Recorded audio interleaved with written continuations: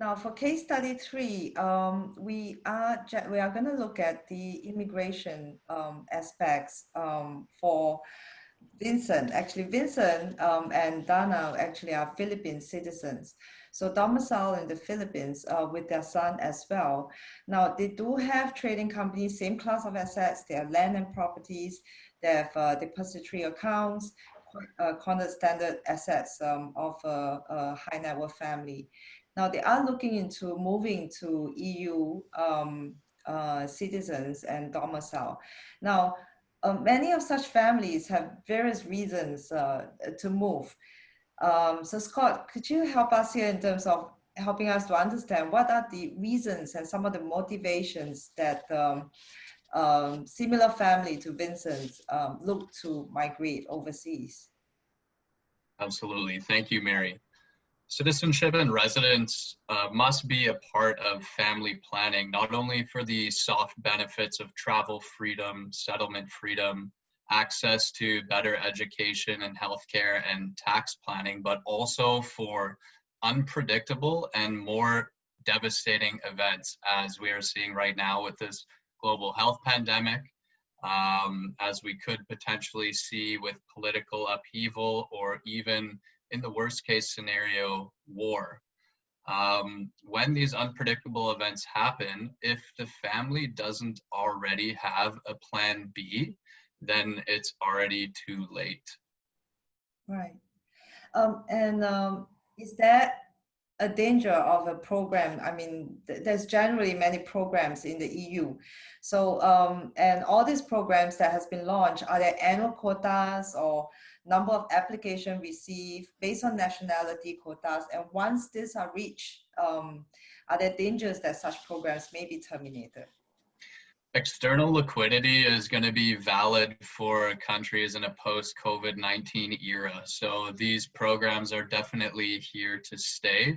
If we're looking at precedent, the programs in Europe exist because of the 2008 financial crisis. The Caribbean countries were able to rebuild because they had citizenship by investment programs. And finally, Malta has, for the first time ever, dipped into its citizenship by investment fund to keep the country and the economy afloat right now. So in your experience, do applicants intend to relocate, or actually they still intend to stay in the Philippines? Our clients are looking to maintain their residence in the Philippines because they have businesses. They need to be on the ground. So they maintain their tax residence, but citizenship by investment bypasses naturalization. So instead of having to relocate themselves and their entire families to serve time in a country to obtain the passport, they can invest and get the plan B without having to move. And what are the most popular programs, and can you give us an idea about how much it will cost? Sure. If we go to the next slide here, these are by no means an exhaustive list of the programs we offer, but these are the most popular ones. What we're going to see if we're having this presentation next year or the year after is this list is certainly going to grow as more countries are going to be seeking external liquidity.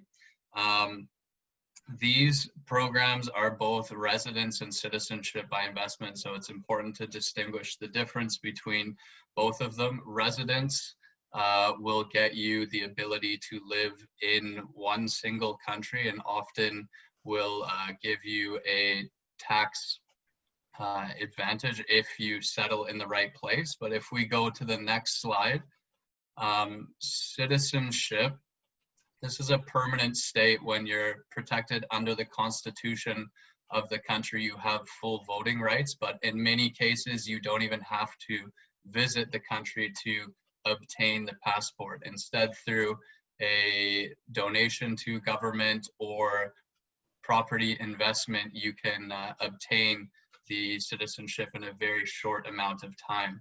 Now, as you'll see, the range in pricing varies between 100,000 US dollar donation all the way up to a 3 million euro investment. The main difference being if you have a European Union passport, you have settlement freedom in the entire European Union. And in a post-COVID-19 era, clients are really going to be looking for assured world-class healthcare, and having settlement freedom in the European Union will give them access to this healthcare. Keep in mind that with current travel suspended, medical tourism is also suspended.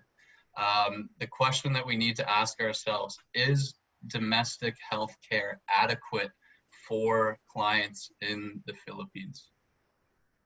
Right. Thank you, Scott. And I think with that, we have come to the end of our roundtable session. Thank you so much to our panelists for the insightful sharing of your expert opinion.